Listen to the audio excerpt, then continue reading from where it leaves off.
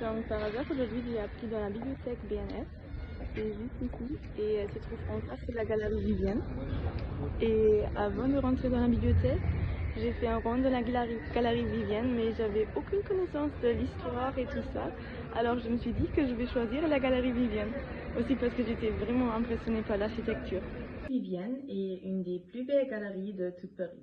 C'est l'architecte Jean-François Delancey qui a construit la galerie en 8023. Elle porte le nom de la rue où elle est située. La rue s'appelle Vivienne et elle est située dans le 2e arrondissement. Mais c'est le maître dans cette époque qui avait l'idée de construire une galerie de luxe.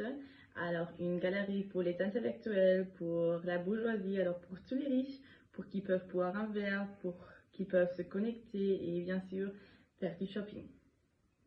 Elle est dans un style néoclassique, alors il y a plein de fenêtres qui laissent la lumière naturelle dans l'espace de la galerie. Alors on se promène et dans toute la galerie il y a plein de lumière, il y a plein de marmores, plein de détails, alors c'est vraiment très joli et très chic.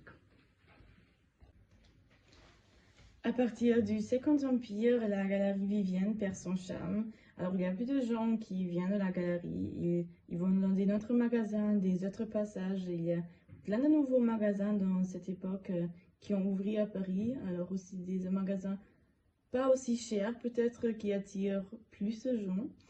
Et avant qu'elle se casse complètement, dans la Renaissance, on a rénové la galerie à nouveau et on a placé plein de boutiques très chères encore, alors comme Jean-Paul Gaultier, je crois qu'il est situé encore aujourd'hui là-bas.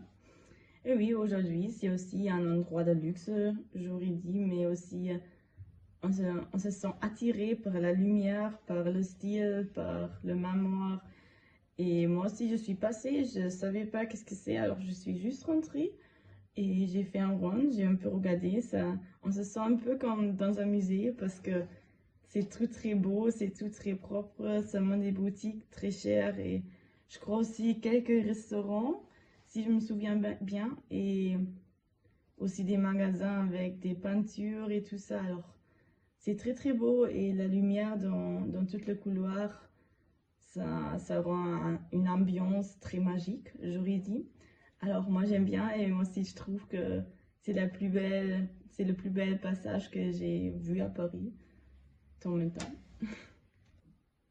Et à côté de la galerie Vivienne, j'ai encore choisi la rue Crémieux. C'est une rue très colorée à Paris et elle est très connue sur Instagram Echo. Et quand j'ai visité Paris la première fois, j'avais 14 ans, moi aussi je voulais absolument faire une photo à cette rue, mais j'ai jamais lu quelque chose sur l'histoire, alors ça m'a beaucoup intéressée. Et donc j'ai choisi cette rue.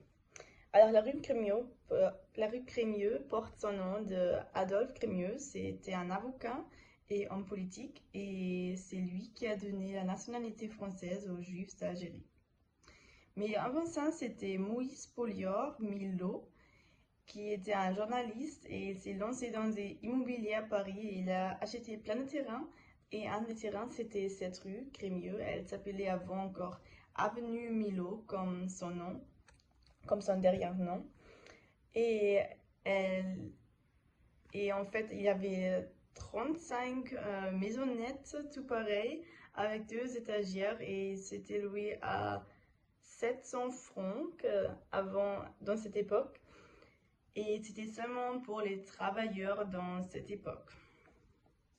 Dans l'année 1910, il y avait une crue de la Seine qui a marqué la rue Crémieux énormément. Alors la maisonnette numéro 8 marque le niveau de fleuve dans cette année de 1,75 m. Alors très très haut, on peut encore le voir aujourd'hui. Et en 1993, la rue Crémieux est devenue une rue piétonne et les habitants des maisonnettes ont décidé de peindre toute la rue très colorée. Alors, dans les couleurs jaune, bleu, pink, orange, je crois aussi, et de mettre plein de plantes devant les maisons. Et c'est après ça que la rue Crémieux est devenue une rue Instagram. Et si on lit des articles sur la rue Crémieux, on peut dire que les habitants sont très énervés de tous les Instagrammeurs, de tous les gens qui prennent seulement des photos parce qu'ils vivent encore dans la rue. Et j'ai aussi lu d'un article qu'ils veulent fermer la rue pour des passants normaux, alors comme moi, avant 3 ans. Et moi, je trouve ça très bien parce que quand même, il faut les laisser vivre et ils payent beaucoup, je crois, pour vivre là-bas parce que c'est une rue très connue et après, ils peuvent pas rester calmes. Mais quand même, je trouve, alors quand moi j'étais, il n'y avait pas trop de gens, alors moi j'étais seule avec 2 ou 3 autres et c'était un jour de plein soleil. Alors peut-être les gens, ils exagèrent aussi, mais moi j'ai très bien aimé la rue, elle était très calme. On pouvait faire une belle photo, un peu regarder les maisonnettes, alors très impressionnant. Et oui, on trouve pas beaucoup d'endroits très calmes à Paris, alors c'était très chou.